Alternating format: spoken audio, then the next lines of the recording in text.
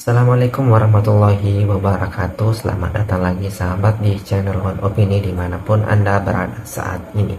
Pada video kali ini kita akan membahas di mana Bapak Prabowo bersama beberapa jurnalis dari beberapa media seperti Najwa Shihab dan lain sebagainya. Mereka berdiskusi dan tiba-tiba salah satu dari jurnalis dan mengatakan bahwa anak dari Anies Baswedan ketika ingin menikah pada waktu itu Mas Didit yang merancang desain busananya, dan Bapak Prabowo langsung menjawab bahwa anak dari Anies Baswedan itu tidak membayarnya lagi. Sontak dari pernyataan dari Bapak Prabowo membuat forum tersebut menjadi terbahak-bahak. Nah, bagaimana videonya sahabat-sahabat dan bagaimana pendapat dari netizen mengenai ini? Kita nonton videonya berikut ini. Kalau dulu bapaknya nggak suka sama saya, nggak apa-apa, kamu bersahabat sama. Jadi dia kemarin dia baik sama anaknya Anies Baswedan. Dia baik semua, ya kan? Dia kalau nggak salah yang merancang gaun pengantinnya anaknya Anies Baswedan, iya, Didit ya? Nggak dibayar lagi. Ya kalau misalkan nggak punya modal, jangan sosokan pakai perancang busana, apalagi yang dipakai perancang busana kelas internasional. Santai-santai, Bapak Prabowo ngomong begitu karena ada yang nanya. Bukan nanya, ada yang mengingatkan. Intinya gini, Bapak Prabowo sudah baik kepada abah kalian. Bukan hanya kepada abahnya, akan tetapi kepada anaknya juga. Kalau misalkan gak baik, ya gak mungkin Mas Didit, anaknya Bapak Prabowo, diizinkan menjadi perancang busananya anaknya abahmu. Walaupun mungkin ya Bapak Prabowo sudah tahu bahwa endingnya gak akan dibayar. Mas Didit anaknya Pak Prabowo itu merancang busana pernikahannya anaknya Anies Baswedan dengan secara cuma-cuma alias gratis. Tapi bapaknya hari ini kita tahu ya ngomongin mulu Pak Prabowo, ngejelek-jelekin di mimbar-mimbar. Gak tahu makasih. Merancang gaun pengantinnya anaknya Anies Baswedan, Iya, Didit ya? nggak dibayar lagi. Nah lo, mana nih para pendukungan Abah?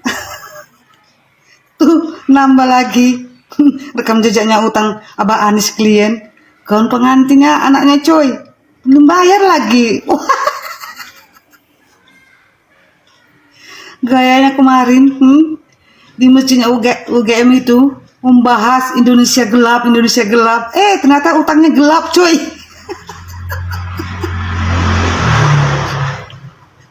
Malu-maluin lah Abah Anies klien itu.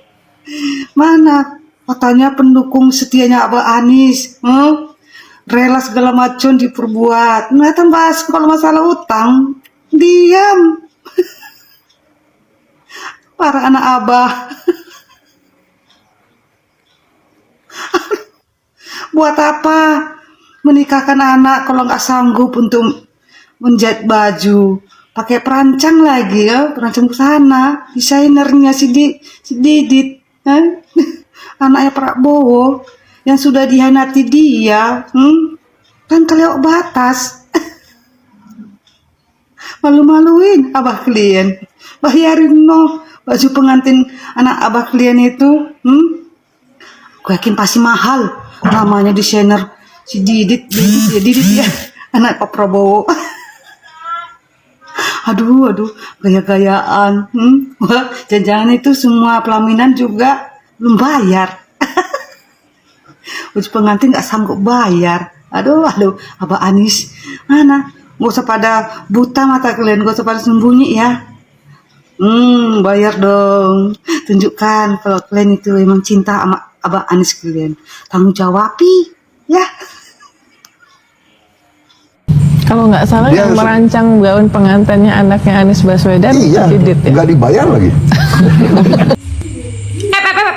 Apa tadi Bu? desain baju pernikahan gratis.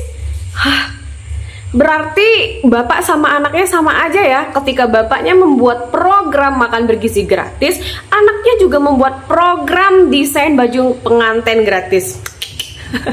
Nggak, bercanda. Tapi jujur Li, memang yang gratisan itu emang enak ya guys ya, untuk efisiensi gitu. Ngomong-ngomongin soal efisiensi nih, yang dinyinyirin juga sama tetangga sebelah kemarin, ternyata mereka juga memakai efisiensi supaya hemat dalam macam pernikahan. Jadi diterima aja tuh tawaran gratisan. Intinya bukan itu teman-teman. Intinya yang ingin saya sampaikan adalah didikan yang diberikan oleh Pak Prabowo Subianto terhadap anaknya, ketika Pak Prabowo mengajari bahwasanya jangan mencampur adukan masalah politik dengan masalah kehidupan sehari-hari. Begitu mulianya hati Pak Prabowo Subianto mendidik anaknya agar jangan turut berperang dengan lawan politik bapaknya. Karena antara ruang politik dan ruang sosial haruslah dibedakan. Karena kita juga harus menyadari politik itu dinamis. Dalam politik sudah saya sampaikan dahulu kan, politik itu dinamis, tidak ada lawan yang abadi, tidak ada teman yang abadi. Bisa jadi sekarang kita lawan, besok jadi teman. Jadi pakailah nilai yang ditawarkan oleh Pak Prabowo Subianto, bahwasannya kita harus selalu menjunjung tinggi persatuan.